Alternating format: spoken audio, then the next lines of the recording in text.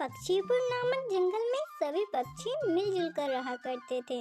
वो हर मुसीबत का मिलकर मुकाबला करते और हर समस्या का कोई न कोई उपाय निकाल लेते। कुछ दिनों से उस जंगल में बिल्लू बिल्ली का आतंक बहुत बढ़ गया था, जिसकी वजह से जंगल के सभी पक्षी बहुत परेशान थे। आज फिर टिक्की चिड़िया की आंखों के सामने ही बिल्लू आता है और उसकी आंखों के सामने ही उसका बच्चा उठाकर ले जाता है। टिक्की चिड़िया रोती रह जाती है, मगर वो कुछ नहीं कर पाती। टिक्की चिड़िया रोते रोते दूसरे पंछियों के पास जाती है। वो ले गया, वो बिल्लू मेरे मासूम बच्चे को आज ले गया। मैं कुछ न कर सकी, वो मेरे बच्चे को खा गया। दोस्तों, अब हमें उस बिल्लू का कुछ न कुछ करना होगा। अगर अब कुछ न किया तो वो पहले हमारे बच्चों को खाएगी, फिर बाद में हमें भी खा जाएगी। हम कमजोर हैं, हम सब मिलकर भी उसका मुकाबला नहीं कर सकते। वो बहुत शक्तिशाली है। अगर मुकाबला नहीं कर सकते तो हम कुछ ऐसा करें कि उस बिल्लू के जंगल में आने की खबर हो जाए और हम सब कहीं छुप जाएं। ऐसा कैसे हो सकता है? मैं बताती हूँ।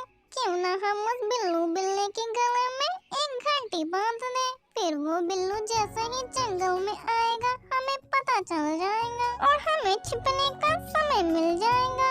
बात तो गौरी की ठीक है। फिर कुछ दिनों के बाद बिल्लू बिलोटे को भोजन न मिलने के कारण वो किसी और जंगल चला जाएगा। इतना खुश होने की जरूरत नहीं है।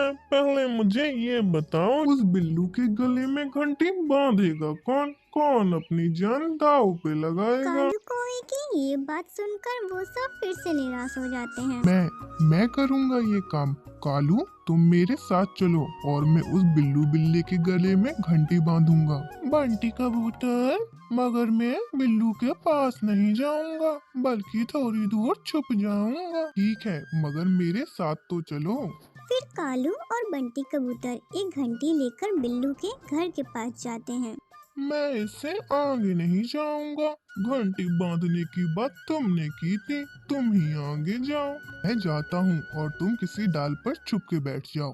कालू कौवा एक डाल पर बैठ जाता है। फिर बंटी कबूतर आहिस्ता से बिल्लू के पास जाता है। बिल्लू तो टिक्की चिड़िया के बच्चे का मांस खाकर गहरी नींद में सोया हुआ था। कबूतर धीरे धीरे बिल्लू के पास चला जाता है और रस्सी जिससे घंटी बंधी हुई थी बिल्लू के गले में डालता है। बिल्लू तो गहरी नींद में सोया हुआ था। कबूतर घंटी तो डाल लेता है, मगर जैसे ही रस्सी को गांठ देने लगता है बिल्लू की आँख खुल जाती है। कौन हो तुम? कबूतर और कालू कौवा जल्दी से वहाँ से भाग जाते हैं। भाग गया। मगर ये जो भी था यहाँ करने क्या आया था? बिल्लू बिल्ला ऐसा सोचता है।